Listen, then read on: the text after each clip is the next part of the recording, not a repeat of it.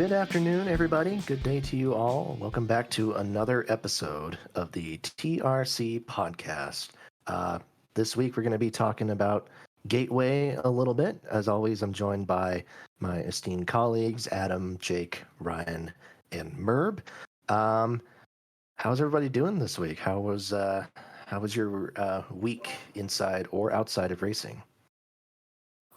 Pretty good.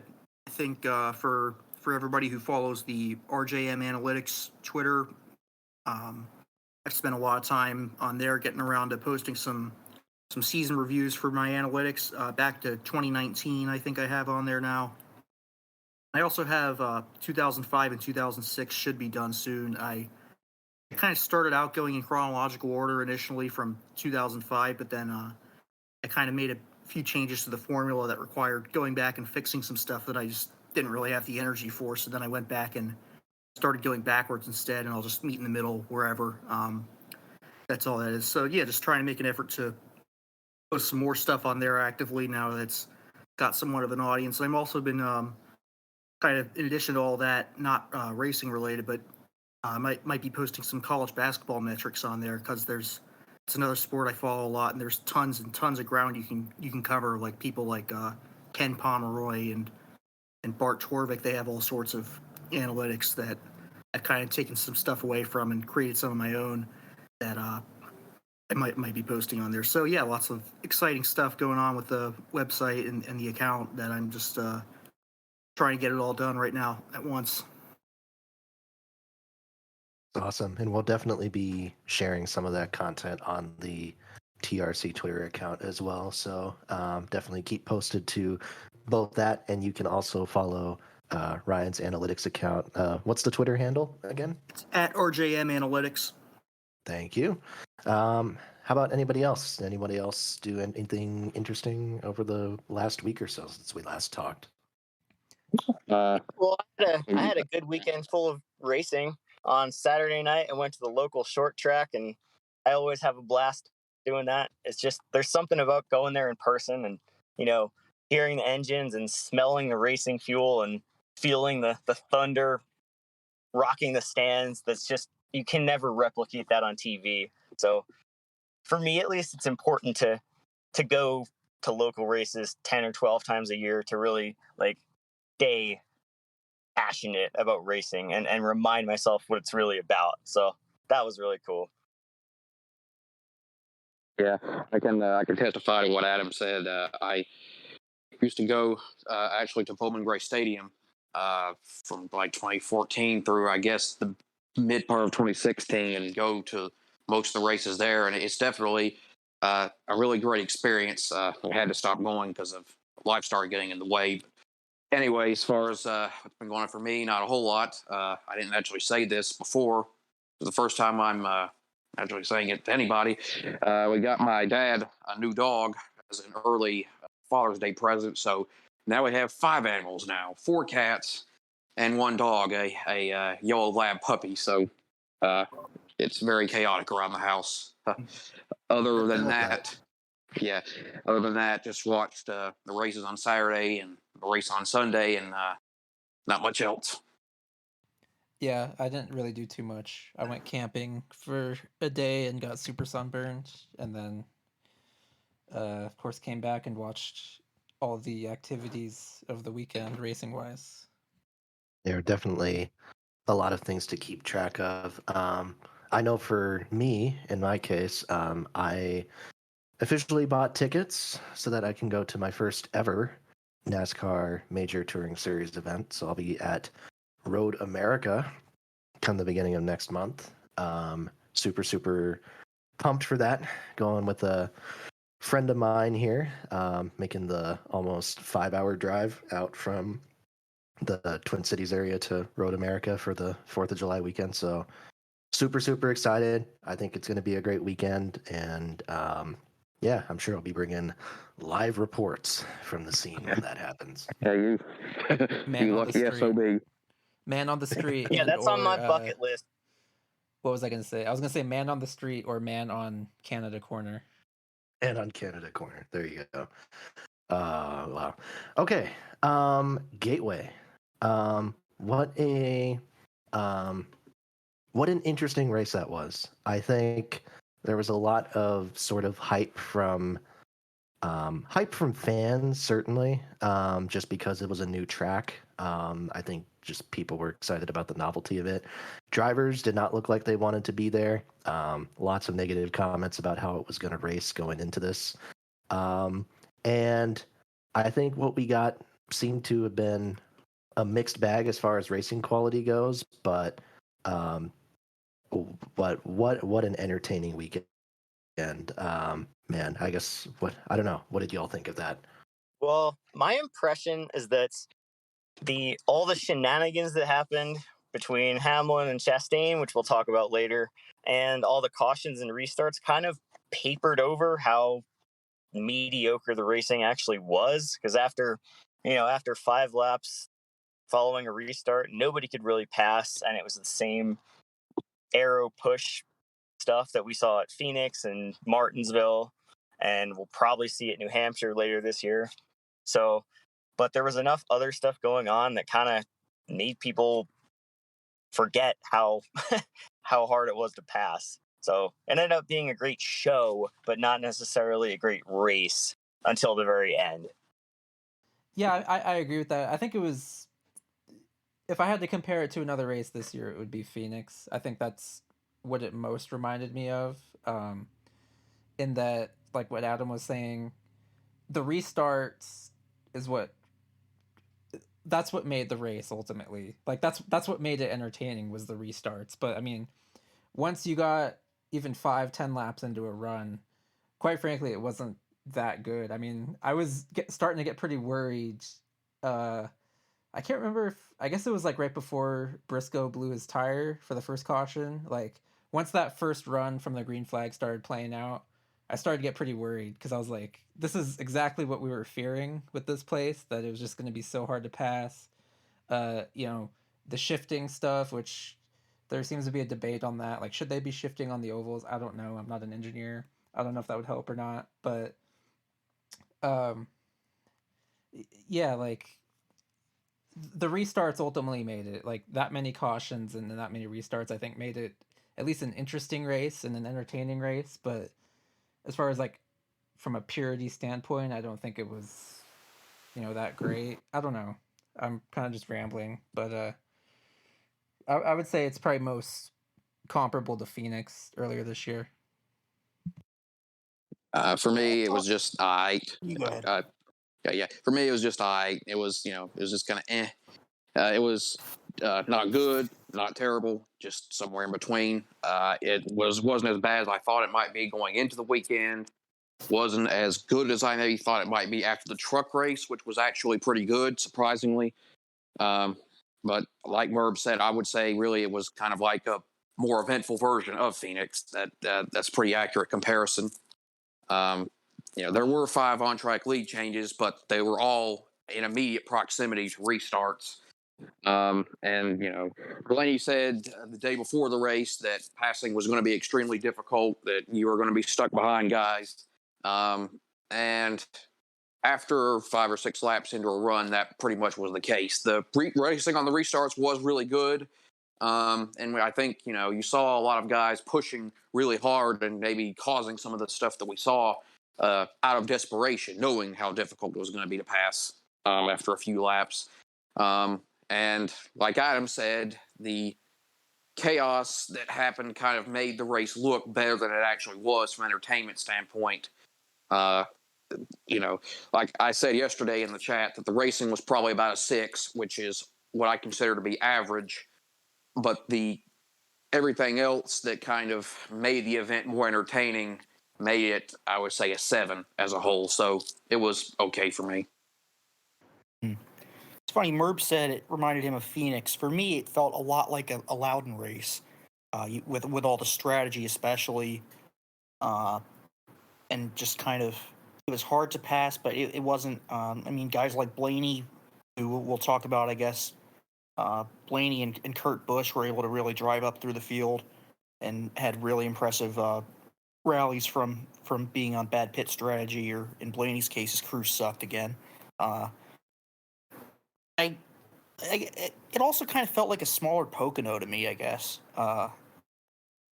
In that same sort of way, you had the great racing on the restarts, and then it just kind of petered out. And I overall, I thought it was, maybe it's just because of the novelty of being the first Cup race there, but I enjoyed it decently. And of course, the highlight of the day, which we'll talk about in a bit, I will certainly have something to say on that matter.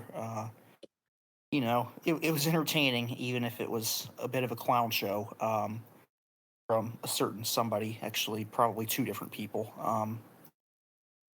And then the battle at the end was nice. So, yeah, overall, it was much better than the atrocity of the Martinsville race that I went to was, and better than Richmond, I would say. About maybe on par, maybe a little bit better than Phoenix. Yeah, I'm in agreement with I think most of what y'all said here. I don't want to bury the lead. I kind of want to just address the Chastain Hamlin thing and then just kind of get it over with because I think everybody's seen the video. Everybody knows what happened, even if you didn't watch the racing live. And if you didn't watch any of it, you've certainly seen Denny Hamlin's tweets about it, getting into beefs with Justin Marks and Justin Marks's wife, Erin, I think her name is. Um, it's it's a really interesting situation. I don't want to dwell on it too much, but what I'll say, just for my take, yeah, there you go.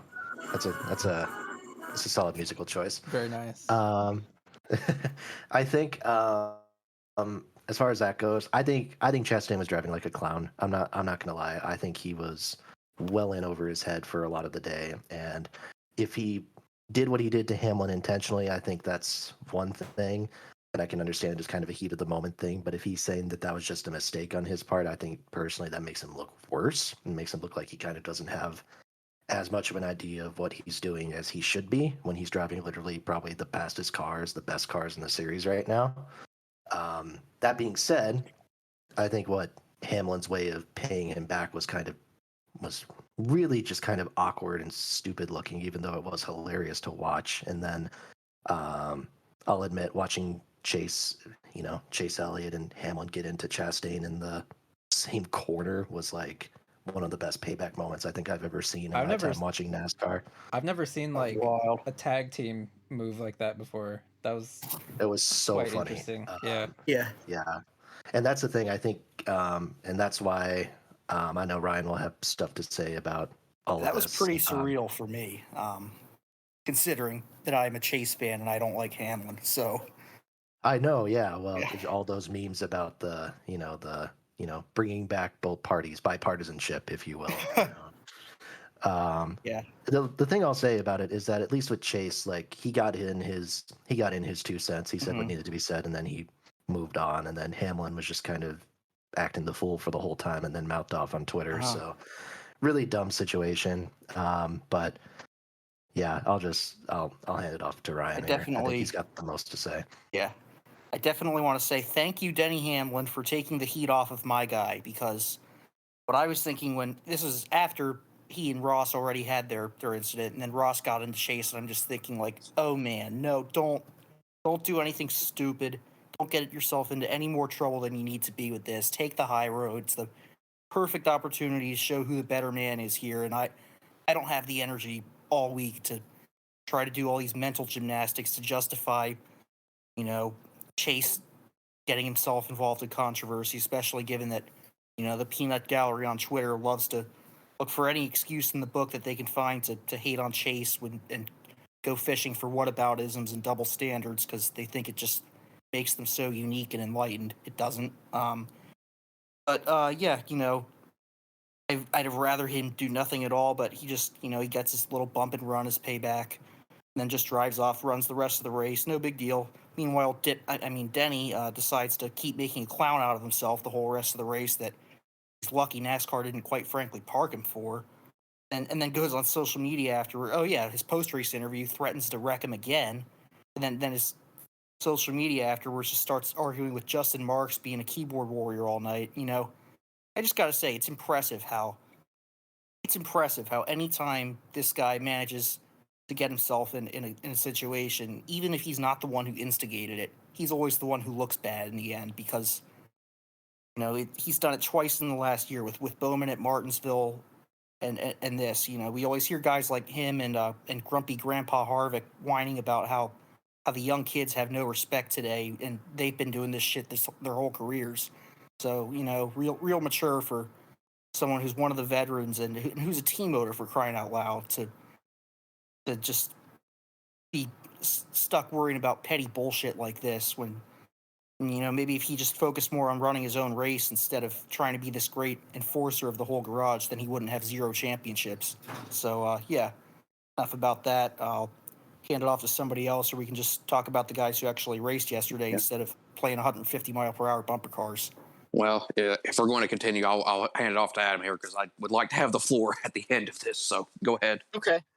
I mean, I don't have much more to say about it other than I think Denny Hamlin is just palpably insecure, and he takes there's the whole meme with Michael Jordan that I took it personally, but Denny really does, and he takes everything as a slight and feels like he needs to answer it, and it just makes him look like a child. He almost reminds me of Kevin Durant in the way that he deals on social media and feels like he has to,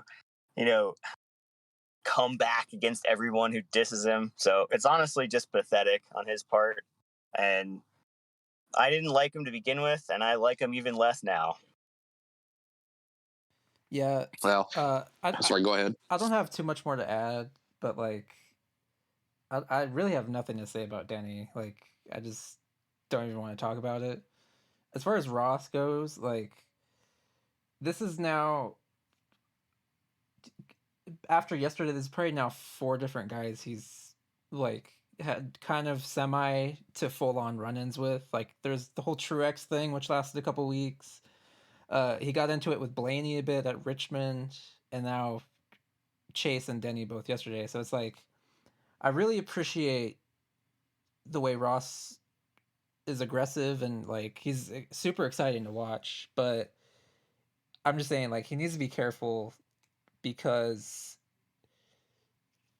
but I've been wondering this whole time since he's had this kind of breakout this year, how many of the cup field is going to be just outright pissed at him by the time the playoffs start. You know what I mean? He's starting to stack them up now. So I just think if it is a mistake, which is what he claims, then fair enough. And I'm kind of with Alex there. If that's a mistake, that's not really a good look. I, in a way, almost would rather, he just admitted that it was on purpose with Denny or whatever. I don't know about the Denny thing. I think the Chase thing was truly just trying to get too much all at once in one corner, going up the middle 3 wide like that. The Denny thing looked like there was more to it than just a mistake to me. So I don't know. I don't know. He needs to be careful, I think, because we've seen feuds last for full seasons before, and I don't know. I would hate to see him with the year that he's having just have it all erased because of something he did earlier in the season by, a guy like Denny holding a grudge and dumping him in the playoffs somewhere. That would really be a shame. I will say I appreciated Ross owning up to it after the race. I thought that sounded sincere to me. Maybe there was a little bit of damage control involved, but I thought he doesn't like racing like that. Even though he's aggressive and he's a guy I really want to respect for that. And obviously, it's a pattern at this point. He's probably the most dangerous driver on the track in Cup right now, just as a week to week guy who can cause incidents and who actually races up front. But I thought it was sincere of him to own up to all that, and hopefully it's kind of moving forward. He does less of that. But I definitely thought that in terms of how guys handled themselves after the race, he came off as the better man there. So, we'll see what happens going forward. Okay. Well, 3 things. All right. Number one, as the one kind of semi Chastain backer here, I'm not a big fan, but I'm you could say that he's one of my favorite drivers. He is going to give me a heart attack, I swear, before the season is over. He is going to make me rip my hair out. Like, I like him, but at the same time, I acknowledge that that he drives uh, over his head sometimes and gets too aggressive and causes things like this. Um, as far as what he had to say after the race, I mean, I think it was both. It was there was definitely damage control there, but I think based on what he's said in the past, I think it was kind of sincere. He's not a guy that that does stuff and then doesn't own up to it. And so I think that part it was at least half sincere. But anyways, I'll address the chase thing first. As far as that goes, he was driving over aggressive and he got into him, and Hendrick cars sucked yesterday anyways, so I don't think it really cost Chase some great run, but still it was bad and it really hurt his race. And I didn't have any problem at all with what Chase did afterwards because that was very mild. It was almost nothing really. And then he moved on, and I don't think he's going to spend any time dwelling about it in the future. But as far as Denny goes, I think maybe it was a thing where he was really frustrated racing him because he kept trying to pass Denny for 50 laps for what I think it was fifth or sixth, and even tried a few slide jobs, didn't go well. And just tried, and I think he finally got frustrated. I don't think he necessarily meant to wreck him, but I think he may kind of wanted to give him a bump, and it went wrong. And he shouldn't have done it. He let his frustration, I think, get the best of him there, and that was bad. I can't excuse I can't make excuses for him anymore, no matter how much I might want him to do well. That being said, Denny Hamlin needs to just get the hell over himself. I know he won't, but first off, you just got the luckiest win of the season the previous week, a win that frankly you didn't deserve, and you're running for sixth, racing like it was for the win on the last lap, 40 laps into the race. You can't expect somebody to not be a little bit mad about it. That still doesn't justify what Ross did, but you have to kind of expect it. And then afterwards, that whole thing, first he tried to hook him in the right rear at full speed in the back straight, which that's chicken shit enough. But then anybody like Adam goes to short tracks, and he know exactly what I'm talking about. That is the first time I've ever seen in a Cup or Xfinity Series race a guy actually back up and run at half speed all the way around the racetrack to block a guy. That is literally the first time I've ever seen that in a big series race. That's the level that Denny was stooping to. And then the thing after that with Justin Marks was just hilarious. I'm going to say it right now. I guarantee you that Denny Hamlin lost sleep over that Justin Marks tweet. I guarantee it. I guarantee you that chapped his ass. He thought about that for hours afterwards, because that's just the kind of guy that he is. Everybody's sick of his act at this point. It's pretty safe to say that. And again, that's not even mentioning the ramming into Stenhouse under caution after Stenhouse got into Bubba. Oh yeah, yeah. I mean, it's so much at this point that you can't even It's keep up with it. But if he does. The biggest thing, and also we'll get to this later, he was talking about, fencing Ross. You need to fence guys hard to get their attention sometimes. The day after, Carson Hocevar looked like he suffered a pretty serious injury in his truck race from a big hit that happened at the end of that event. Yeah, that was not the best timing for that comment by any means. Yeah. I mean, there's just, like I said, I'm trying to kind of emotionally distance myself from Ross some now because I know, there's a lot of potential headaches down the road. I don't think for the most part the issues with the other guys will end up really amounting to much. But unfortunately, this one time he chose to run into Christian Bale from American Psycho, and unfortunately he's going to have to deal with that. But that still doesn't make Denny any less of a joke. So that's all there is to say about it.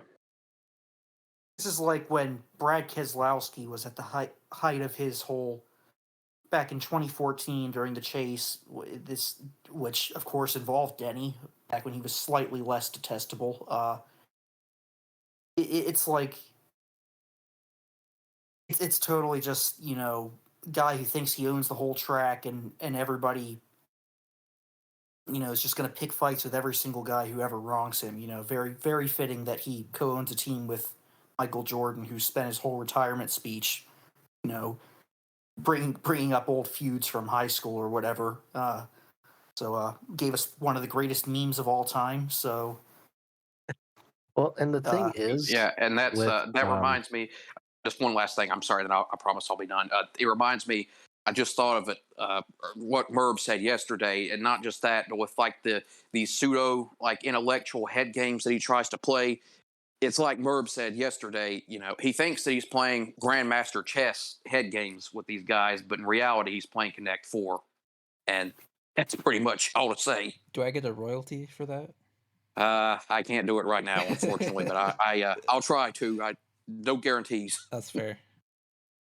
I think the thing is with like the Keselowski comparison too, like 2014 Keselowski is only 2 years removed from a championship. He's 30 years old. He's in his prime. Like absolutely a championship threat at that time, even though his 2013 was a pretty horrible championship defense season. I get that Hamlin's a championship caliber driver still. I mean, I like, the guy versus finished, trophies. Exactly. Championship caliber, but hasn't gotten the thing done. Right. And he's what, 41 He's now? he's like 40. He'll be 42 this year, I think. Jesus. Yeah. I mean, I don't know. You got to mature, man. Yeah. The thing is, and it's the like, same thing. Go ahead. well, listen. I really don't want to like spend too much time on Denny Hamlin because I don't think it's worth it. But I think there is sort of a comparison to the Brad, like what Ryan was talking about, Brad and like circa 2014 when he kind of tried to, deem himself the garage area enforcer or whatever. And like the thing with Denny now is that we're at a point where there is no Jimmy Johnson, there is no Jeff Gordon, there is no Tony Stewart. So it's like, he's kind of, after the Gen X guys retired, he kind of like placed that on himself. And because he is now like, I mean, he's what, 16 something years into his career. I feel like the media has kind of like fed into his, I don't know if you want to call them delusions. I guess that's probably the word for it. But like, it almost reminds me of like Doc Rivers in like the NBA coaching fraternity, I guess. Like a lot of it is like media driven. I feel like that's kind of what's happened with Denny's place in the sport at the moment. Um, I just think he's really good, and I guess it's like to his credit, like he's good at manipulating the media or something to his favor. Um, but I mean that doesn't excuse the way he acts in these situations. Like yesterday was probably one of the lowest moments of his career that I can recall, and like there's been quite a lot of them. But anyway, like Yeah, I don't even know if it's worth getting this in depth to it because yeah. like I'll just finish off by saying Brian mentioned the championship thing. I was gonna say it and forgot that we know Chase. First off, it took him only one attempt to get his payback on Ross, whereas Denny failed at about 3 or 4 different attempts. And once he done it, like I said earlier, he was finished, and that's part of why, if you want to be blunt, he's a champion and Denny isn't. And I think the Brad comparison, I think is fairly. I think Brad was a better manipulator than Denny is. I think Brad was able to could get more people to kind of buy into his bullshit than Denny can. But maybe I don't know. Maybe I'm wrong about that. But well, the other thing with yeah, that too is like Brad at that point was only a few years into his Cup career, so it's like Brad was even though really legitimate. Yeah, I mean, he was hot shit back then. He was right, but rising. Everybody said he would be like the guy for. yeah, This was ironically, before his own teammates started overtaking him. So yes, ironically, like what Ross is right now is kind of like what we all thought that Brad was back then because we were so like starving for young talent and Cup that Brad comes out and it's like this guy is gonna be amazing, and then he's had a great career. He's won 35 whatever races, something like that. That's great, but like you know Ross's situation right now reminds me of that. Like the guy that had to work through all the shitty, Xfinity and truck rides for years and years, and then finally gets the break and like capitalizes on it, and gets to this point now where he's, in the conversation for one of the best, maybe the best driver this season. So it's just funny to me that Denny's having this thing, and we're comparing Denny to Brad, but like Ross is in that situation. I think that Brad was in back then. Yeah. Just want to piggyback off of one last thing that Jake just said, and then I guess we'll move on. Is Chase not only is a champion, but got his championship the first year that he had a shot to do so. Denny has been in the Final Four how many times? 4, 5, and not even including 2010 when he had he had it in the bag and let Jimmy completely play mind games with him and just choked it at Homestead. So there's absolutely a psychological thing involved in that, and some guys can keep their heads cooler than others. And I think we know very well one of the drivers who can't. Yeah, that reminds me of what Corey LaJoie said about him one time. He said they were having this big feud after with Martinsville a couple of years ago, and the race was getting ready to be Homestead. And I remember Corey said that Hamlin would probably win because Homestead wasn't for the championship anymore, and he did. So great. Yeah. Yeah. One more thing about Ross. To me, the best historical comparison for him is a young Ernie Irvan. Yes. Which I know that's going back a while, but Ernie was a guy who had championship level speed, but he was a wrecking ball, and he pissed off a lot of drivers on a weekly basis. And I believe it was 1991 that the other veteran drivers got together and had an intervention in a drivers' meeting and basically told him, hey, if you don't knock this shit off, you're not going to last in this sport. And I almost wonder if Ross is on the precipice of having the same thing happen to him. And I think he showed enough self-awareness after the race to probably realize that, he's already burned so many bridges that he can't keep doing it. So, and, before Irvan got injured, he was a championship caliber driver. So I hope the same happens for Ross. Yeah, I hope that Justin Marks has a talk with him, and he probably will at some point about that. Justin Marks, as you can see, is somebody that is very, very protective of his guys, and I think that'll happen, and I hope it does.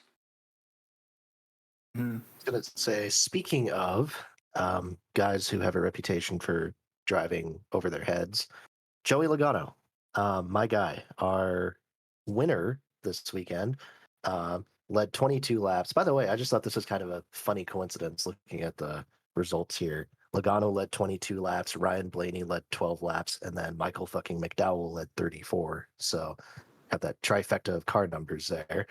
The Logano Kyle Busch battle was really, I thought, really good at the end. And I think it's a shame that Kyle didn't have a better car than he did, because otherwise I think he would have won it. I mean, I think he was debatably the best driver all day. I think Blaney was the best driver. I thought, Blaney. I would say Kyle probably had like the third best car of those top three there at the end. I would say Blaney, Logano, Kyle in that order. I would almost even say I thought Kurt. Yeah, Kurt had a great race. Was really good.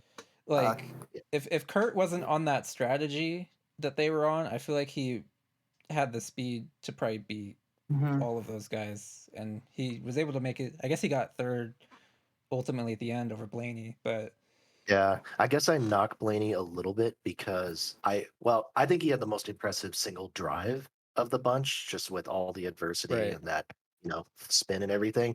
I knock him a little bit because he was able to drive his way up to third, but then couldn't pass the top two, even though the top two were racing each other super hard.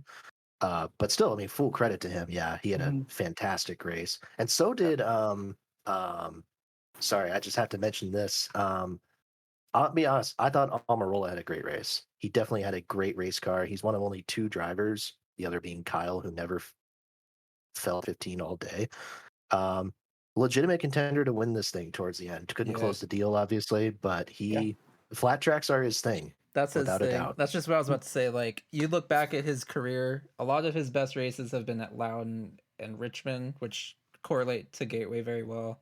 Even like pre Stuart Haas, like when he was in the 43 car, he had a bunch of great runs at those tracks. So when I saw him running as well as he was yesterday, I was totally not surprised. I was like, yeah, this is, now that I think about it, I wasn't calling it on the way in, but I was like, yeah, this is for sure like an Almirola type of race, type of track. Mm-hmm. He's given him a lot of. We've given him a lot of crap this year for lucking into better finishes than he's ran, but yeah, that was legit. So Kyle Busch led at ETDR, but I do think Blaney had the most impressive race, maybe not the best all-around race. He was a plus 39 in pass differential and a minus 38 under caution. A lot of that from the spin, but a lot of it was also he'd gotten up to like sixth late in the race, and then on the last pit stop, I think that all the leaders made, he lost like 10 positions and nobody even mentioned it. Fox completely missed it, and he had to drive all the way back after that in a race that was borderline impossible to pass guys. He gets all the way up to third. So yeah, I think Blaney definitely the driver of the day, and I would say Kurt Busch probably second for that. But best, the guy who was up there the most often was Kyle, and Logano was a factor for most of it. He did get up there by taking two tires, but credit to him for dueling it out with Kyle and earning that. So it wasn't like last week with total just lottery, miss a big wreck and then whatever. So yeah, Jake, what are you gonna say? Yeah. Well, please give me 5 seconds. I was going to say it was on the tip of my tongue, and then I forgot. I just what was Sorry. it? I just want to No, you're fine. I just want to jump in super quick just before Jake collects his thoughts. I was definitely worried that Logano was gonna continue his reputation by wrecking Kyle at the end, but it was a clean race. They both raced each other, and I thought that second to last lap where they were both like crossing each other over was like really really cool to see. Honestly, Yeah, I agree. Now, yeah, I got it. Well, first off, I'm glad to know that apparently we can drop f bombs in this show. That was nice, Michael effing McDowell. And then second, I must eat crow. I said I thought that Joey Logano would do his usual disappearing act after the Darlington win, but he didn't. He drove a very good race. Not the best race, but he was definitely one of the top performers. He was really fast in practice, and he was fast in qualifying, and he carried that speed into the race. And he was genuinely a top 3 or 4 car for it. And he took advantage of a mistake by Kyle on the last restart to get by, and that's what the way it happens sometimes. The way you win. Kyle Busch, I think, solidified himself as a top 3 driver for the season. Last year, he's clearly been the best Joe Gibbs driver. And I would agree, Blaney was probably the best yesterday. I mean, I didn't just pay a ton of attention to that kind of thing, like with who was coming up from the back the most. But that's about how I see it. I think Kyle Busch is kind of seeing that he's not. I don't think he's in trouble when it comes to the Joe Gibbs ride, but I think like he kind of saw that with M&M's leaving, that he needs to kind of prove his worth, and I think he's been stepping it up as a result this year. Beyond that, like Almirola had his vintage flat track style run, like everybody else was saying. I don't really have a whole lot to add, to be honest, that wasn't already said when it comes to other guys' performance, other than, obviously it was really annoying to hear the praise of Michael McDowell when he led. It was 34 laps that he led. That was literally just because he got there in pit strategy and nobody could pass. But, it's over now. He won't see the front again for, maybe ever. So thankfully that's done. And like I said, I just don't really have anything else to add. Yeah, I want to touch on a few things that were kind of glossed over on the broadcast and just in the media chat afterwards. And one of them is how badly a few of the crews botched pit strategy towards the end of the race. because you had, I believe it was Truex who was leading when the caution came out with about 50 to go, and he took 4 tires. And at that moment, I said, "There's no way he's ever getting back to the lead," and he didn't. And same with Blaney. Now Blaney's crew had a horrible stop, which made it seem even worse than the decision was. But again, if he would have Shocking. taken 2 tires or no tires, he probably would have won. Let's be honest. And it's just crazy to me that these crew chiefs continue to take 4 tires, even in a race that's proven the tires don't mean anything, and track position and clean air are everything. And they just continue to make the same stupid decisions over and over and over. It'll never cease to amaze me.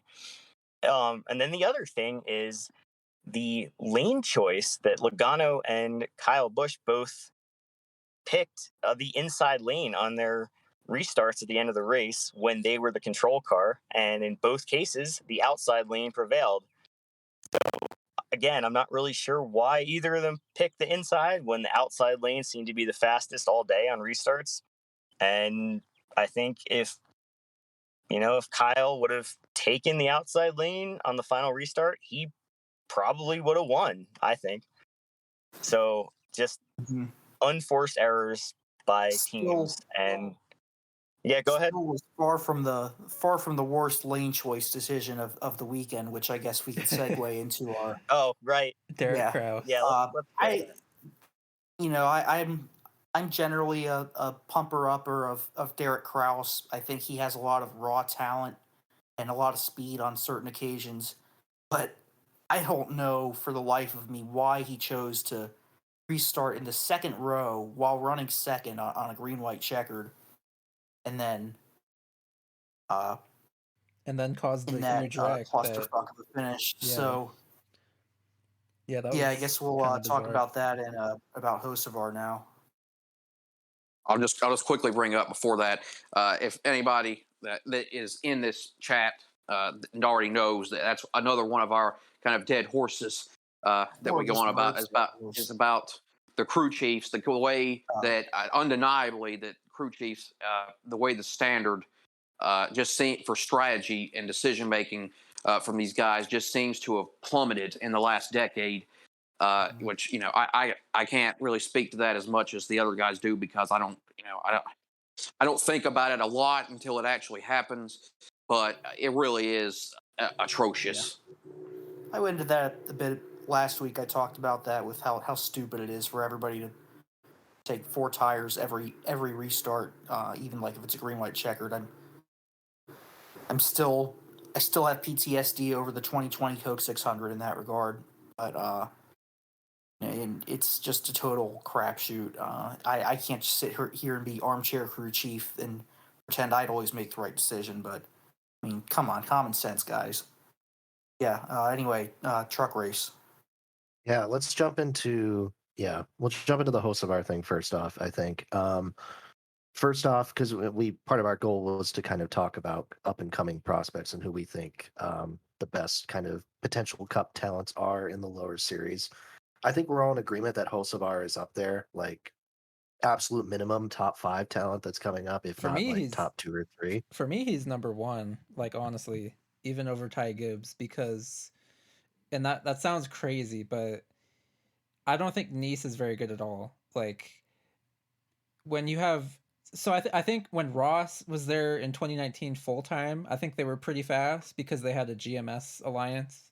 But from what I understand, that went away, and so now the last couple years they've kind of just been, a standalone truck team, and he's only like 19 years old. I think he just barely turned 19 years old, and for him to be doing the type of stuff that he's doing, especially on like intermediates, because he's like a Midwestern short track kid, and so for him to like, in a lot of ways, like never raced on these style intermediates. I mean, obviously the Charlotte race last week, spoke for itself.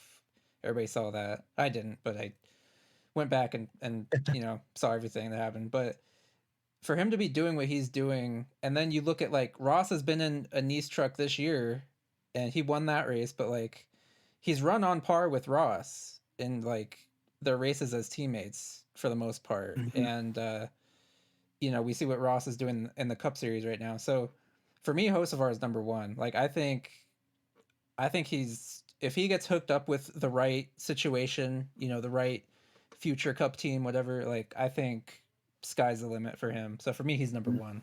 But Yeah, I think sorry he's to like sidetrack on that, I guess. But yeah, for me, he's number one. Kind of Yeah. hard for me to judge how good Nice is in the trucks this year because their other three drivers And are that's fair. just Yeah, that's fair why. too. I mean, I don't know what they're doing. Thompson seems okay, I guess. Lawless Allen, one of the best names in NASCAR, but not a very good driver. And everybody's favorite bulldozer, Wright Chris seems like Wright. he's in the wall every week. Chris Wright might be the Chris worst Wright's driver. horrible. He might be the worst driver in the top 3 series. I don't know if he's worse than Jack Wood. Jack Wood has the worst ETDR rating of anybody in any of the top 3 series right now. Although I do think GMS has kind of taken a step back because Enfinger's not doing as well there as he was with Thor Sports. So, and look, that's a fair like assessment of Nice. I agree with that too. So, but like I said, I'm comparing Hocevar to like the truck races that Ross is still running. He's run quite a few with Nice this year, at least like 2 or 3. Mhm. And every single time, like Carson is on par with Ross. And I think, and even last year I was hyping Hocevar when he was like 18 years old. I'm like, this dude's 18 and he's doing some of this stuff. Like at Darlington, he was like tearing it up at Darlington. Like I don't know, I just it's strictly like eye test for me. I'm not an analytics guy like Ryan or Adam, so I can't speak for that. But I've been watching NASCAR for 25 years, and so I've seen a lot of like young guys come and go, and I don't know. I just think he has it, and it was a real shame to see him get hurt on Saturday, and hopefully he's not going to be like seriously out for a long time. Yeah. Yeah, that was really sobering audio to listen to, and I hope that this changes the policy with window nets a little bit, because this isn't the first time we've seen it. We saw it when Hamlin got hurt at Fontana, when Kyle Busch got hurt at Daytona. I think there's one other case I'm forgetting where like drivers who ended up getting relatively badly injured and ended up having to be out for a while still lowered the window nets beforehand, which kind of gave people this false sense of relief. I think, I don't know, the fact that they took almost a minute for rescue workers to get to Hocevar's truck, and that Hocevar's was the last truck they checked after Tyler Hills and Austin Wayne Selfs. I don't know, man. I hope he's okay. I think the fact that we haven't heard too many updates, because I guess like they haven't been able to like do an X-ray on his ankle because the swelling's still so bad. I don't think he's going to be racing this weekend, and I hope he doesn't miss more races, but I'm admittedly not very optimistic. Yeah, I can't comment as much about his performance because I don't religiously watch the trucks, and even when I do, I'm not paying as close attention as some of the other guys do. But from what I've seen, I definitely like him. But what I like most about him is he has a very good attitude. I became even more of a supporter after the way that he handled the race at Charlotte, the end of that event, where he owned up to what happened, even though I don't even think he needed to apologize. I mean, it was really just hard racing, and he made a mistake. No. But he not only owned up to it. I mean, he basically was crying over it, and even sent a long statement out afterwards, like, I don't know what more the guy can do. While Ryan Preece just made a thorough dickwad of himself, and it's needless to say, I don't like him now, especially since he's probably going to very Harvick-esque of Preece. Yeah, and especially now that he's probably going to get the 10 car, a car that let's be honest, he doesn't deserve it. He's not a good driver, but that's a whole other story. We'll talk about we'll talk about 10 car. Yeah. Well, as we're on this little prospect thing, there's somebody that had some notable stuff happen this weekend that I do think might get the 10 car now. But we'll hold all right. off I'll on talk that. about him Yeah. then. All right. Well, I'll just finish up by. Series. Oh, sorry. I'll just I hope Preece is happy about that this week. But in any case, I really do hope that this isn't going to affect his performance. Like if he has to miss a race or two, that's fine. I just hope it doesn't have any long-term effects on him and his ability as a driver, because it would really be a crying shame. We need good guys, young guys that have good character like him in the worst way, and I really don't want him to be a flame that burns out fast. So sorry about that. Yeah, Zane Smith, currently the Truck Series ETDR leader.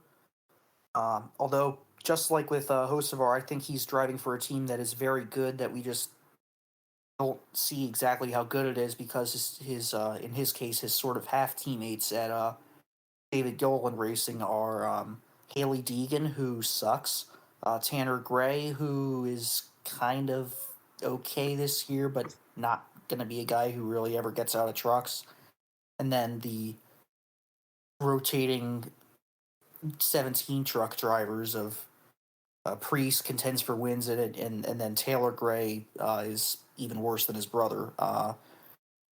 So, but I think Zane, as we saw yesterday, has a legitimate future in Cup.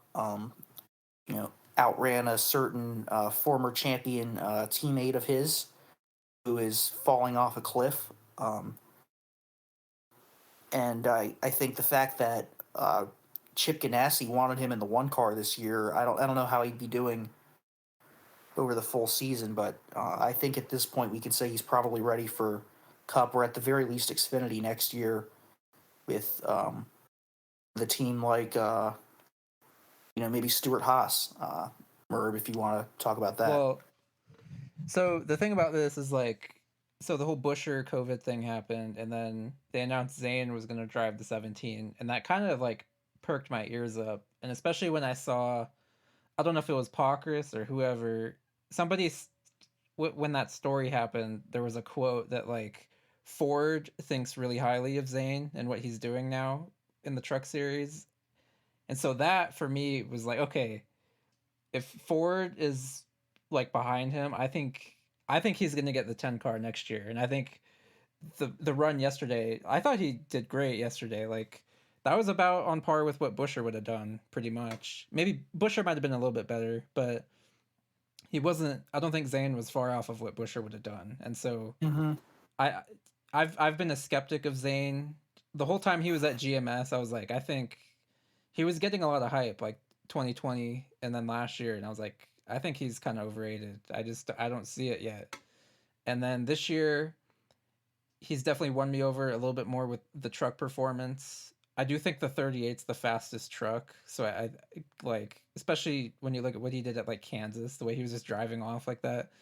I think there's something a little more to that. I think that truck's is really good for some reason. I don't know if it's the crew chief or what, but either way, I was like, okay, I've been warming up to him, and now that I've seen this, him go out and run top 20 in a cup race, and then this word that apparently Ford is behind him, I think he's gonna be the 10 car guy now. And I don't think Priest, to go back to Priest, I don't think he's really gonna.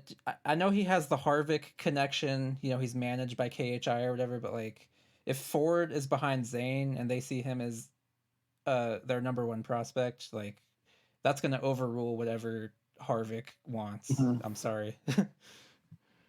Yeah, I think I was kind of hoping for Zane to maybe take the same path that Todd Gilliland just took with going straight to Cup with the front row, and he could. But front row is never going to do that because Michael McDowell is their new David Reagan there, who they're just going to keep around for years and years and years now because he got one big win for them, even though he didn't deserve it. And but we know what he is at this point, and it's like a 25th place driver probably who just constantly backs into all these finishes through attrition. And uh, I think Todd Gilliland's been fine as a rookie there, so I guess it's probably a good thing that because what front row would probably do is get rid of Gilliland after a year and replace him with Zane because he's the hot prospect now. And I don't think Todd would deserve that either. I think No, Todd's. he doesn't. I think he's been solid this year. He's Mhm. not on the level of I think, Nemechek was in that car, but he's been pretty good. yeah. And Zane, I would say Zane is better than Todd because I think Zane replaced him and is just lights out in that truck this year. But I think Todd's been solid, so I would hate to see that as well. Yeah, and I think he Yeah. can carve out a nice niche for himself if he just stays there. That's probably about the level of ride that he deserves. And but Well, yeah, and this whole front row replacing their driver every single year for the last. I think they've had a rookie in Cup for the last 5 years. going back to Well, since Reagan okay, it's 4 years. retired, so it's It was been. Matt Tiff in 2019, and then it was Nemechek, then Oh, okay. Alfredo. I forgot about Tiff. Damn, that seems like forever Yeah. ago. Oh. Mhm. Yeah. Doesn't David Gilliland still have some sort of ties with Front Row Motorsports? That's He like has the to. one Well, they thing. have Oh a yeah, the truck team is yeah, allied with them. right. Right. So that's He, why I don't think that Todd is going to be out Yeah. after a year. I really think he might actually be in it for the long haul. I agree with that. But Mhm. even if it weren't that way, though, I think what we're saying is like I think Todd has run well enough to like deserve more. Yeah. Going forward. I think by the end of the year he should absolutely be on par, if not better than McDowell on performance level. I don't know if he'll have the golden horseshoe that McDowell seems to have for getting a top 10 every single time there's an attrition heavy race. It seems like, but yeah, and back to Zane though. Zane probably deserves a better ride than that. I think the 10 car next year might be a bit of a jump, but no, at the very least, why does Stuart Haas still have Riley Herbst in their Xfinity car? He sucks. Well, we all know Replace why. him with. Yeah, of course we do, but is that really going to be something that they're going to commit to long term? Is he just going to be their version of Brandon Jones and be like at best a guy who can win some type of shit show finish race every once in a while? Or even they could bring back a second car, like they had with Custer and Briscoe both there at the same time. So yeah, I think he's definitely going to move up next year, whether it's Cup or Xfinity, and he'll eventually be in Cup. Yeah. Hey, can I chime in for just a minute here? Just one, couple things. Well, first off, I like on the Riley Herbst thing. Like he reminds me a bit of like Joe Graff in that thing. I had to just get this in. Somebody, please get that asshole off the racetrack. Yeah. Well, I don't mean it like that, but I just need a jumping board, a jumping off point to say it. Joe Graff, please get that asshole off the racetrack, please. I mean, for Pete's sake.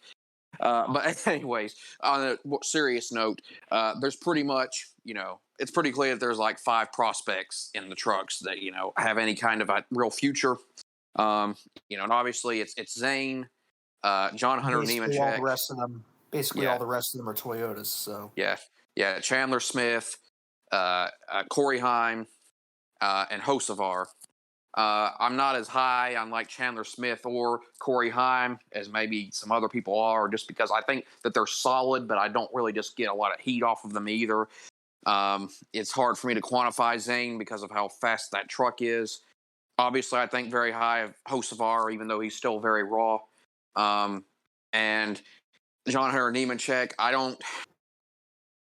even though I don't just particularly care for him, I think that he's kind of been unfairly, maybe a little bit negatively talked about this year, just because, for one thing, the KBM trucks are clearly not as fast this year, and also it's kind of hard for me to just quantify in general these guys and how they're performing in trucks, because one thing that kind of didn't really get talked about much this year, and Kurt Busch brought up a couple of weeks ago, is that there was also a new truck this year, or at least a new body, and they had all new templates this year, which are a lot tighter. And I think that that's made the competition really close and has kind of created more of the parity that we've seen this year. And so I don't think it's as clear cut as maybe if you'd seen some of this stuff last year, like I could probably make a bigger leap on saying who I think is going to be really good, but that factor makes it more difficult to say. I think as far as trucks go, Nemechek is obviously the best driver there. I mean, as far as how far he's developed at this point, and I think I said it on here a few weeks ago, but he made a big mistake leaving Cup, because now it's not a guarantee he's going to get back there, and when he's getting outwon by guys like Corey Heim, who are much younger, and Chandler Smith is pretty much equaling him. It's not the best look. It's like when I guess it's not the same thing as Brett Moffitt. It's actually kind of the opposite of him giving up the opportunity to be like the new Truck Series Ron Hornaday for the mid-pack Xfinity ride. But he really should have stayed in Cup where he could have just worked his way up after what was a really good rookie year for Front Row.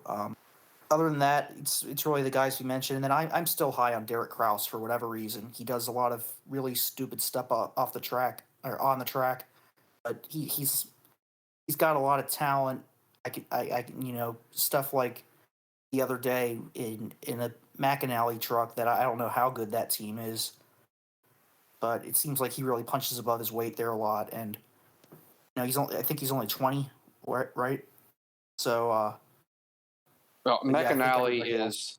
are like the kingpins of the ARCA series, or at least were, but I don't know about trucks. West Series, I think, right? That's where Todd Gilliland Yeah, and that's right. they were dominant there. But yeah, they seem like maybe a 15th place truck team, and I think he really overachieves given that. So it'll be interesting to see if he can just start driving a little bit smarter and maybe start putting it together. But yeah, he's a guy I still think has potential. I And want then to go ahead.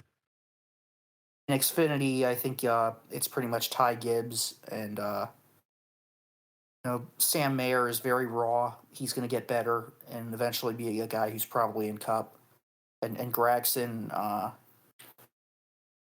at this point, he's ready for Cup, but I don't see him really ever panning out and being that good if he's needed 4 or 5 years in Xfinity now.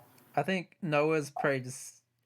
I think Stenhouse is kind of the range for Noah, if I had to guess. Yeah, that That sounds right. that just feels right for If me. even that, he's also probably going to piss a lot of people off when he gets to Cup if he hasn't already. So that'll be entertaining. I'm not the biggest fan of him, but I he's entertaining. That's I guess the best thing I can say about him. I Well, did think it at least was at least funny when Jesse he Awuji likes him. yeah Oh my God. Yeah, that let's was talk about funny. that for just a second. What the hell? Like I missed half of the Portland race, just because I had other stuff going on. But I watched the replay of that. What Jesse Iwuji seems like a good guy. Like He seems like should an awesome story. shouldn't be Seems in like a a race decent car. like pit reporter. Yeah, like own a car. Be at the racetrack every second of your life. That's totally fine with me. Seems like a lovely guy. Get off the racetrack. What are you doing? Oh my God, Put that Kyle was Weatherman in that car full incredible. time. Weatherman, yeah, honestly, Just God. ran well in it. Weatherman's one of those kind of guys who I feel like is kind of a what if, because I remember when he was like in ARCA and running like really, really well for being like 15 years old or something crazy. And he was like winning races and shit and stuff like that. So, uh, I don't know. Maybe one day he'll get an actual shot, Kind of like a but poor man's Parker Kligerman, I guess. right. Friend Yeah, of the I keep pod, Parker Klickerman, who ran the Mm-hmm. Cup race this week for Rick Ware. Yep. yeah.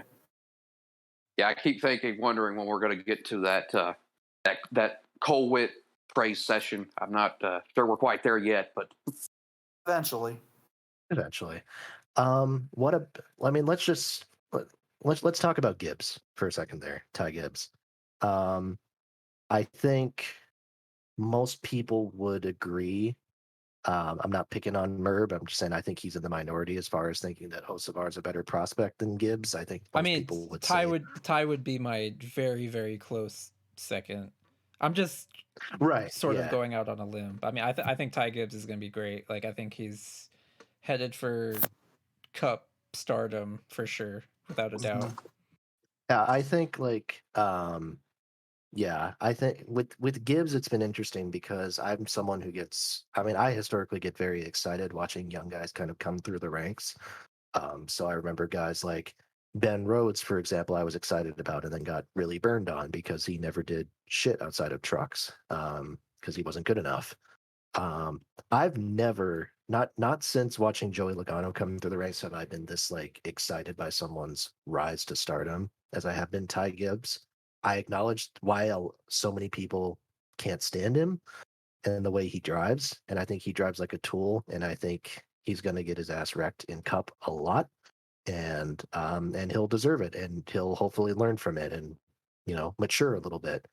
But the natural talent that this guy has, I understand he's doing this in probably the best cars in Xfinity, but even just last weekend, like it's not often you see that level of domination at like an Xfinity road course race from someone who's not like, let alone or at least who hasn't just go ahead. let alone a brand new track that they've never been to before, and it's raining.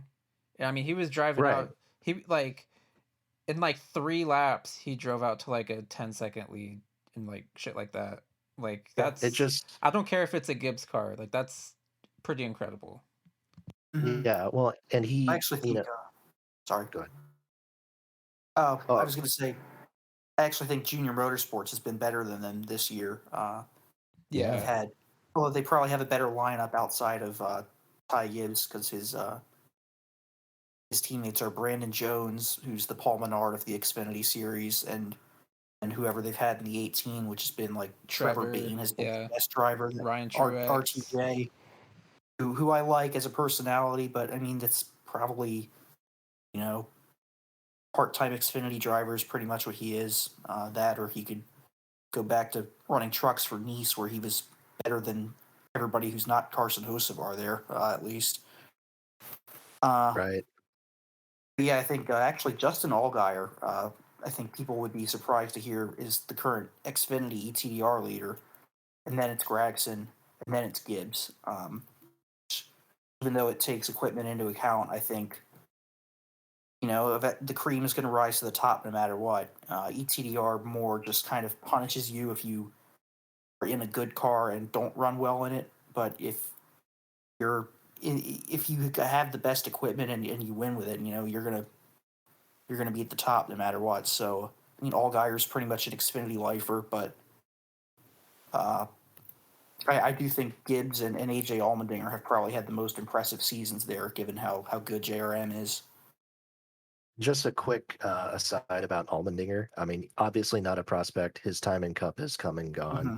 But I think watching this weekend from Allmendinger was like one of the most impressive performances I've ever seen from him, bar none. Like to come back from driving a really messy race in Xfinity to come back and win that race, take that late night flight over to Gateway with no practice at all, right? I don't think he didn't take a lap in that car No, before he the race, didn't. right? Apparently, he'd like never And been to the track before, which is and he finished crazy. 10th. Yeah. Yeah, And I'm not saying he should be back in Cup. I think he's found his niche. I think he's happy there, and Well, I really hope He he also wins a doesn't want to be in championship. Cup either, from what he says. Right, Like, I think right, it's yeah. if he wanted to be in Cup, he'd be in the 16 car full time, like hands down. yeah, I think it's been better for him having this whole part-time Cup thing where he seems happier. He seems like he runs better than he probably would be running if he were full time. Of course, a lot of that's because he kind of cherry picks his races. He runs all the road courses and all the short tracks. He's always been good on short tracks. Like he had a bunch of those really good runs at Martinsville when he was in the 47. So, but yeah, I think it's the best thing he can do right now. And I do kind of hope he gets an Xfinity title before his career's over this year or next year, maybe. I don't know. Yeah, I hope so too. Yeah. Um, From sorry, go ahead. oh, I was just gonna add one last thing about Gibbs here. I I think, and this is probably a bold prediction, but just based off of how shockingly good he's been on road courses, I don't think anyone expected what he could do before that Daytona road course race last year, where he literally outraced Austin Cindric, the supposed road course master. I think Gibbs might be the guy to potentially challenge Chase at road courses long term. Mm. I think he might be that good. I could see it. I don't think that's like a super thin limb. Um, but it's also he's gonna like when he gets to Cup, and maybe I don't know if we want to talk about this or not, but there's all this speculation about Truex, whether or not he's gonna come back. I personally don't think he's gonna come. Like, I think he's gonna retire after this year. If he's like verbalizing that he's not sure what he's gonna do, and that's basically what he's saying is that he like, oh, I still have to think about it, and it's like, well, if you're already at that point, you're probably not coming back. So like, I think we're gonna see Ty next year in Cup in the 19 car, and Mhm. it's gonna be interesting to see how like out of the gate good he is, Mhm. I don't think it's going to be like it's been for him in Xfinity, because this Cup field is the best Cup field we've had in several years, and these Xfinity fields have not been good. This year's better than the past few, but I think I see him running well as a rookie in Cup whenever that is, but I don't know. It's gonna be Mhm. interesting. I don't I think do it's gonna think Well, be domination right away. Is what I'm saying. I agree that Ty is going to be in the 19 in Cup next year, but not a lot of people call Tyler Reddick Ty. So That I think that's Gibbs is that's maybe a that's year or what two Interesting. away. that's what I hope, Um, but they're gonna do Ty Gibbs. I mean, because he's cheaper and he's related to the car owner. It yeah, seems but I like think they could just easily wait another year and send. they could, but it's also like, you know, if you have this kid that's like this, he's obviously this good, and like, you know, Reddick's my favorite driver, okay, and like I'm desperately chomping at the bit for him to get out of RCR because I think it's holding him back, and I'm like, I think in a fast car, he would be doing like what Ross is doing this year, but Mhm. you know, I don't know. As much as, and like I know there was that article that said there might be some smoke there, like they might look at Reddick if Truex retires. And I agree that would be the best thing for like their future driver lineup if they did Reddick to the 19 next year and then like wait another year and Mhm. then say, "Hey Denny, go run for yourself at 2311. We got to do Ty." I think that's the best Um, thing they could do for their driver lineup, but I just don't think so. Like I think they're just going to do Ty Gibbs, I bite also the think bullet a year earlier than they wanted to. Truex still has gas left in the tank, but if it's completely on his terms to retire, I'm fine with that. But I don't want to see him get forced out when Well, he. right. I think that's what it seems like. His decision is what it seems like. Like that's what they keep framing it Mhm. as. If it were up to, you know, the contract, I, then I think he would be back next year. yeah, I don't want this I don't want this to be another Kenseth situation where he probably had another a year or maybe 2 years left. Kenseth was obviously putrid when he came back in 2020, but in 2018, I thought he was impressive for the limited Roush races that he had. So that showed me he still could have been winning a race or so or two, maybe if he were still with Gibbs.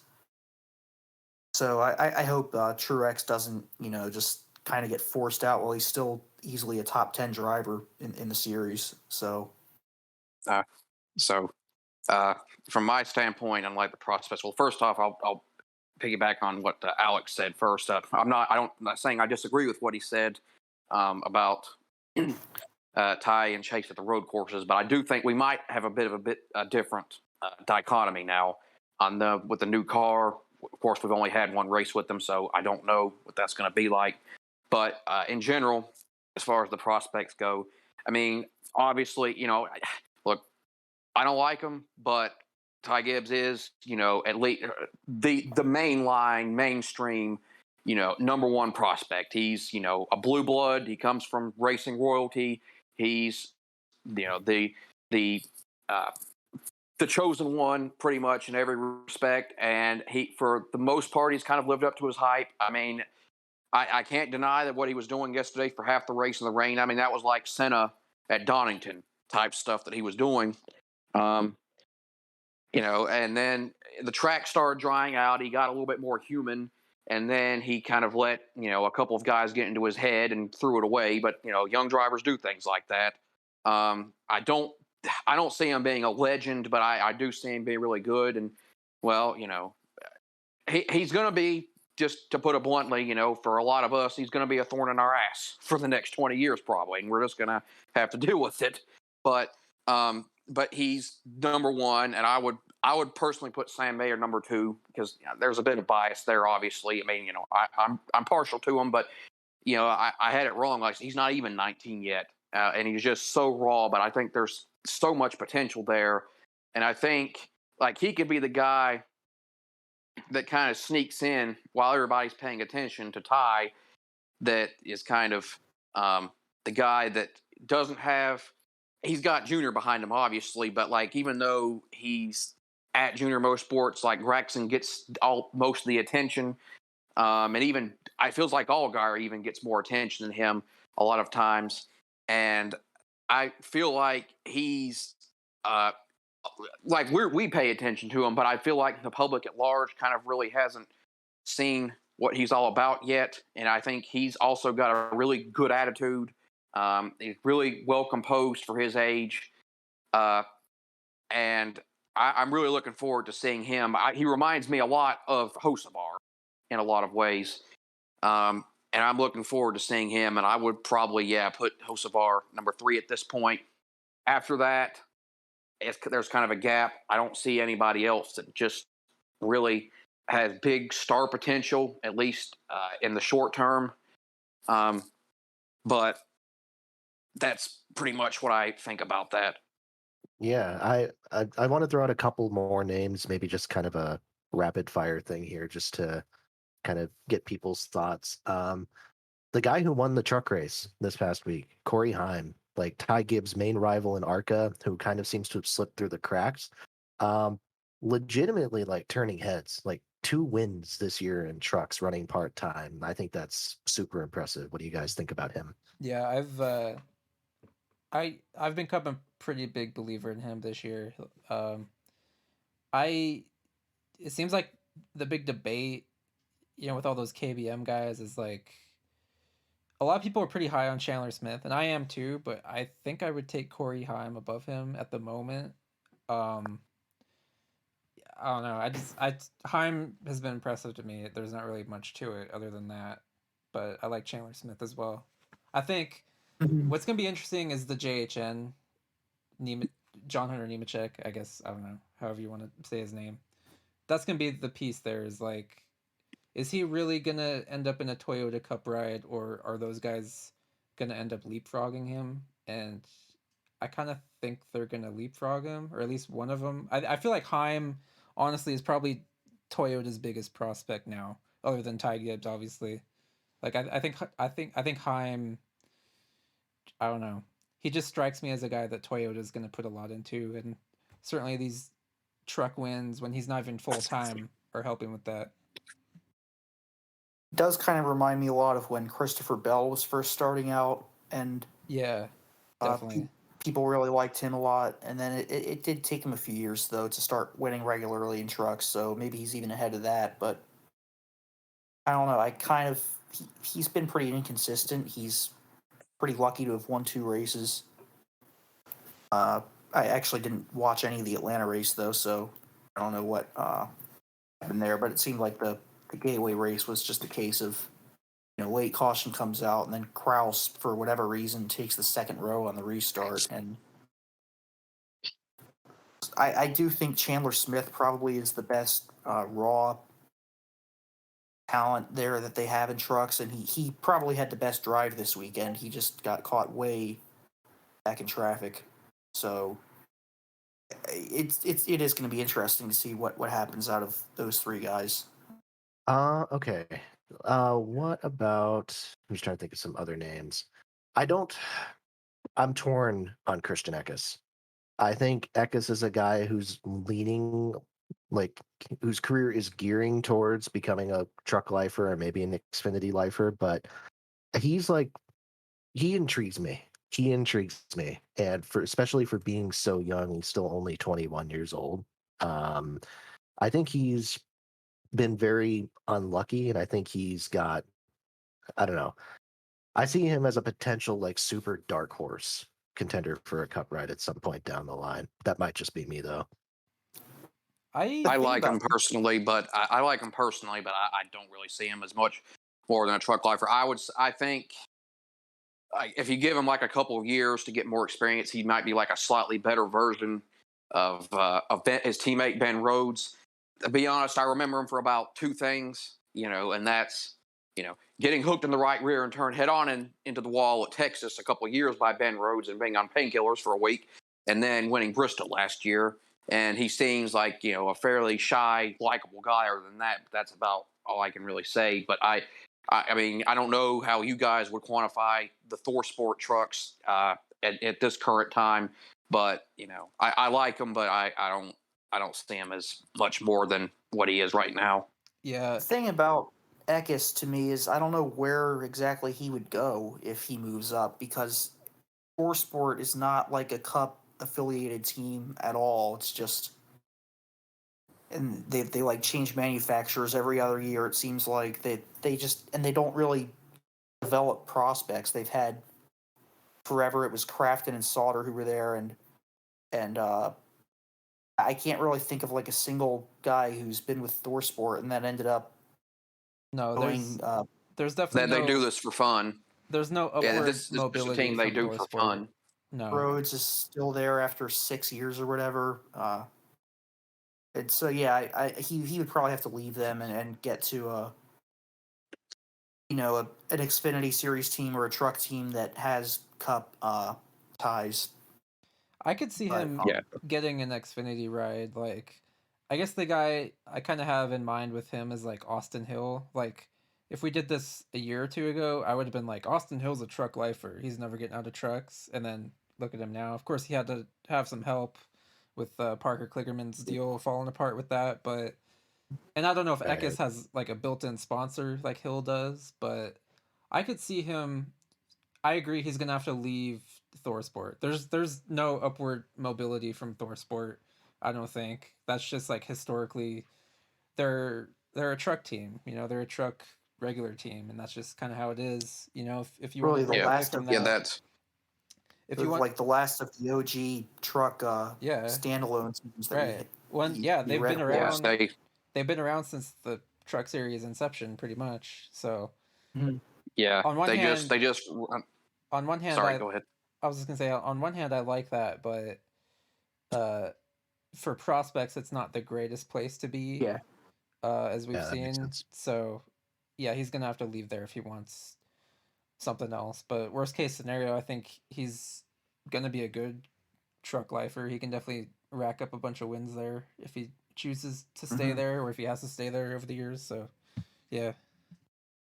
Yeah, they just run for fun. I think the somebody at the team, they have a Norwegian flag a little that's on the side of the truck. I think they're either the Sons of Immigrants or something like that. They just do it on a lark basically. And the only guy they've ever had that had any kind of remote Cup talent was Johnny Sauter. So yeah, And he was there after he like flamed out of Cup, which a lot of it wasn't his Mhm. fault, but yeah.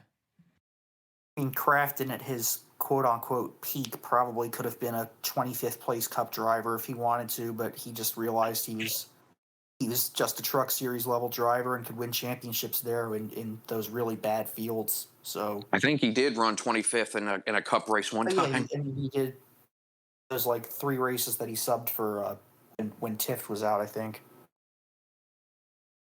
Yeah.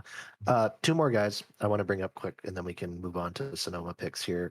First off, Sheldon Creed, a guy who we've hyped a lot coming out of trucks, one of the best truck prospects to come out in the last couple of years, and then has kind of had a rough first Xfinity Series season. How do you guys feel as far as his Cup chances, I potential for getting a Cup opportunity? I think he's gonna get there eventually. I'm still a big believer. I know he hasn't had the year that a lot of people maybe hoped for, but I think there's a level of raw talent with him that's like pretty pretty great. Like I think he could be, not only can he make it to Cup, I think he can be like a pretty solid Cup driver. Yeah, The downside with him is that it seems to like take him a couple years, and this kind of reminds me of Cole Custer a little bit, who we've already had that exactly who I was going to bring conversation. up. We've already had that conversation plenty of times. We don't need to get into Custer talk again, but uh, it takes Creed. It seems like a couple years. Like his first truck year wasn't really that good, and then he kind of broke out in the next year. Um, and I don't think he's been that bad this year. Like he's had speed. He's had top 10 speed most weeks, and unfortunately, a lot of it's been self inflicted. He kind of has Larsonitis, where he just gets into the wall constantly, um, or Reddickitis, if you want to call it that. Another RCR driver. Uh, I guess in a way, he kind of reminds me of like a poor man's Reddick in some ways. Even down to like the tracks he excels on. But I don't know. I'm still a big believer in Creed personally. I think he's gonna be good. Mhm. Yeah, well, it's funny you just mentioned him, but you know who else kind of had an underwhelming Xfinity Series season, even though the flashes were there, was Kyle Larson. I think he finished like behind Brian Scott in points or something like that.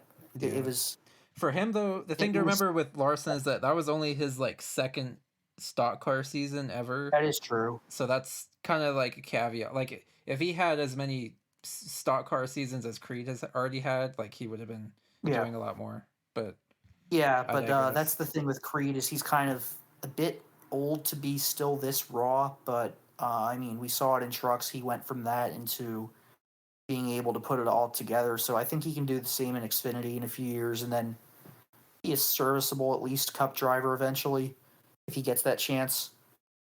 Maybe one of those RCR affiliated teams like Colleague or the petty GMS would eventually take a chance on him. I don't know. Reed feels like a All I colleague really have to guy, say I about think. him. Okay, the last one I have to bring up here is Chase Purdy. No, just kidding. Um, Raja Karuth. What a wild debut race that he had Yeah. this past weekend, but showed a lot of potential. Just in general, I think he's had like a really impressive ARCA season. I mean, he's leading the points for God's sakes. And then came out in this truck ride in the Spire truck, which admittedly seems like at least decent. Like it's not like their cup team where they're just like, bottom feeders. Um, really kind of, I don't know. He's someone I'm going to keep an eye on, I think. Yeah, for sure. Absolutely. I don't watch. I mean, I'm merciful to myself. I don't watch any Arca at all. Um, so the first time I've seen him was earlier this year. I think it was at Phoenix. He ran the Xfinity race for like Tommy Joe Martin's team, and he was. I think he ended up having some issue. I can't remember what happened, but before he had his issue, he was really fast in that too. Which is like it's like a mid pack Xfinity car, but he was for a debut. I thought he was doing well in that, and then yeah, obviously the truck race this past weekend at Gateway, like I was kind of blown away by some of the stuff he was doing. He's obviously very raw and he's very young, but he's definitely on my radar now as somebody to be looking for. I think it's a little bit too early to like pin down any like official prospects on him, but yeah, he's one to watch. Yeah, I agree with that. He seems like a great personality too. Also a local driver for me from DC. So definitely a guy I'll be rooting for as he comes up through the ranks. Um, and but yeah, it's hard to know what to make of him yet. And Arca is not really a legitimate measuring stick because it's Arca. And Any series where Brandon Jones is dominating a race is not one that's really worth putting much stock into. Yeah. Yeah. I I always will say though, I always like to refer go to ahead. Arca as like stock car open mic night because it's a lot of it's just like you know I guess it was in the Xfinity races at Portland, but like we had a PE teacher in that race, and that's a lot of like the Arca field is made up of yeah, there's that guy who's like a delivery truck driver or a yeah, pizza delivery driver as his day job, runs Arca. right. So It's, it's a lot of it's hard to take seriously because of that. Not knocking those people for like trying to of course, achieve their dreams or something, but like but that's who we're dealing it's with a like lot the of the whole Arca meme stuff. about it's the whole meme about like in the NBA, people are like Michael Jordan played against plumbers and firefighters, or whenever I watch college basketball, there were like those Enterprise rent a car commercials a while ago. This is what college athletes do after college, so it's like a real life version of these guys are literally just ice cream truck drivers and janitors and whatever. I mean, yeah, nothing against them. It's they're making the most of what they can do, but it's just not a very strong field. No, I will say the last thing about Caruth. I think it's impressive and potentially bodes well for him that Kurt Busch was talking him up so much on the truck broadcast, talking Yeah. about like how impressed he was with like his work ethic and stuff like that. So I don't know. I think he's making good impressions, and I think that's going to be enough to help him stick around potentially. for sure. All right. Well, with that, I think let's transition to Sonoma. Cup Series, Truck Series weekend. Trucks are racing there for the first time in how long now? Since 1999, I think. 98. 98 or 99. Apparently. Okay, 98, yeah. Yeah, Boris said last time ran a truck race here. Boris said was the winner. But we're not picking for trucks. We're picking for Cup. Who do we got? Since he's been in the headlines a lot this weekend, I'm going to say Ross Chastain. He's going to have something to prove, and he's a very good road course racer, obviously. It's going to be a lot of the usual suspects. I think Chase, Larson, Kyle Busch is always good at Sonoma, Truex. And I think we'll probably see Reddick contend, but I think Ross Chastain is going to have a chip on his shoulder, which he seems to have a chip on his shoulder every week, or at least drives like it. But he's gonna win this one. Well, I'm going to break my silence here, and I'm going to go with Kyle Larson because honestly, last year's Sonoma race might have been the most impressive win in his career when you consider the fact that his strategy was to basically go to the back after every caution and every stage and then have to drive through the entire field. And he did it. And that's incredibly impressive to be able to do on a road course. So I think he's going to continue that this weekend, although this is probably the deepest road course talent that the Cup Series has ever seen. So there's 10 guys that could win the race, and that's really exciting. And I'm also looking forward to seeing the short shoot come back. I know some people prefer the carousel, but I like Yeah, I'm ready to pounce on that one. Okay, yeah, I love that little stretch from turn 4 to turn 7 where they swing out wide and almost hit the wall. I just think it makes for a couple of fun braking zones, and I'm looking forward to seeing that again. I just want to jump in for context here, just to let you know, no one's intentionally ignoring Adam here. I know he hasn't talked in quite a while, I think, but you've said to us in the past you don't really watch the lower series of NASCAR all that much, right? Correct. So yeah, I'm letting you guys who know more than me talk about it. Okay. All right. Yeah. Jake or Merb, whoever wants to go next. I got Larson as well.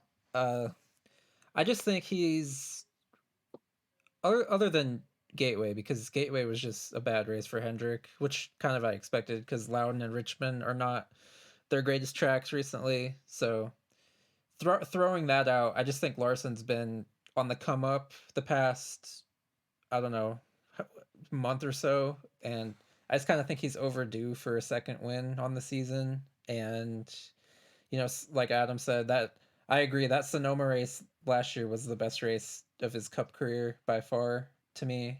And even when he was with Ganassi, he was always like showing speed there, whether it was in qualifying or like sometimes they would fall apart in the race. But it's just always kind of a track he's had somewhat of a knack for, and combining all that, I got him. To be honest, I really have no idea at all because I think this is going to be a very open race.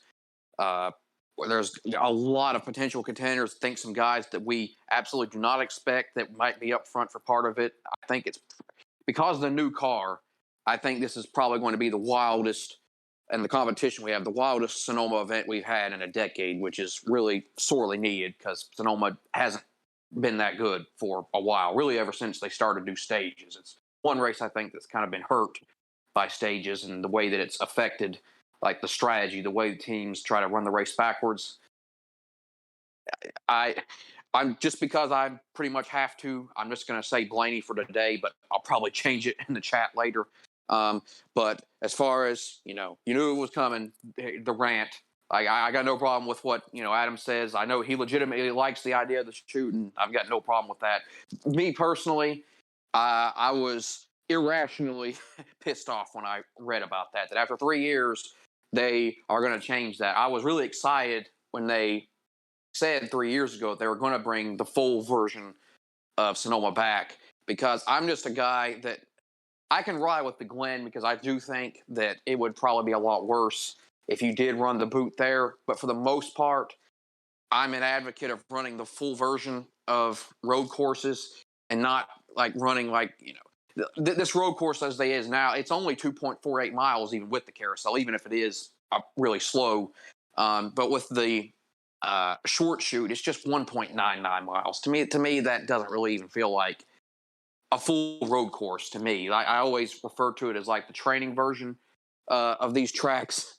And you know, I don't. It's just a thing that I with me that it's not really rational. It doesn't make sense, I guess. But it's like, we run the whole version of Road America that's over 4 miles long. I'm not sure why we can't do it here. And I'll admit, like, seeing all the people on Twitter, that the kind of like our social media, the peanut gallery that was, just having having an orgasm over it when it happened was just something that it just pissed me off way too much for no reason. I know that's my own little thing, but whatever the case, I don't have any problem with guys that like Adam that like it legitimately.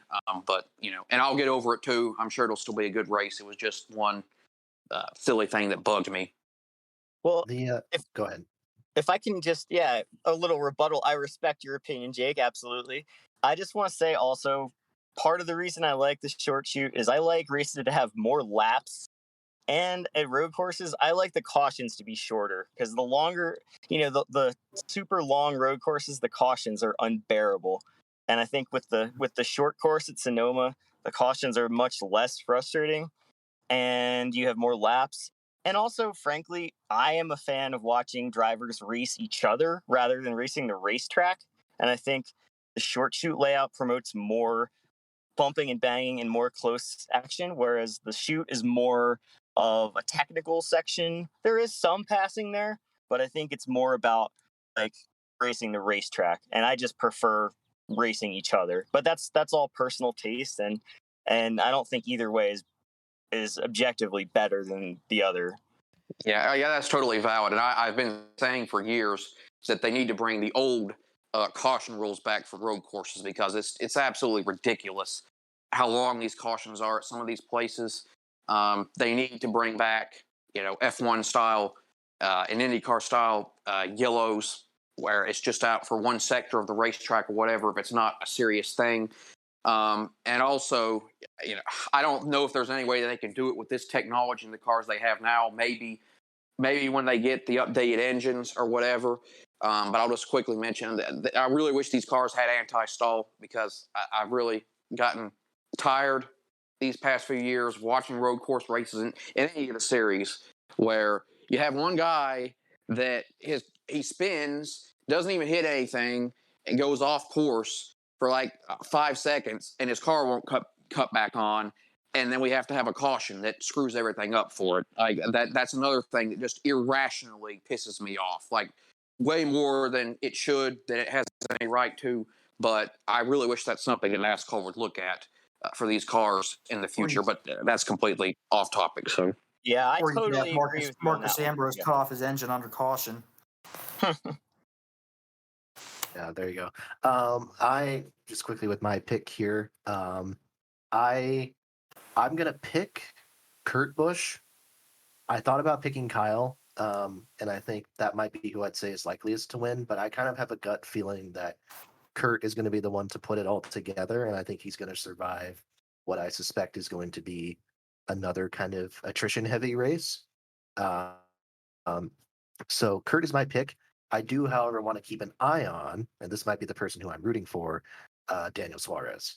I think seeing Suarez kind of have that really good run for a little while at Coda earlier in the year. Trackhouse seems like they really figured it out at the road courses, like everywhere else. But I think this might be Suarez's weekend. So I'm picking Kurt, but I'm rooting for Daniel here.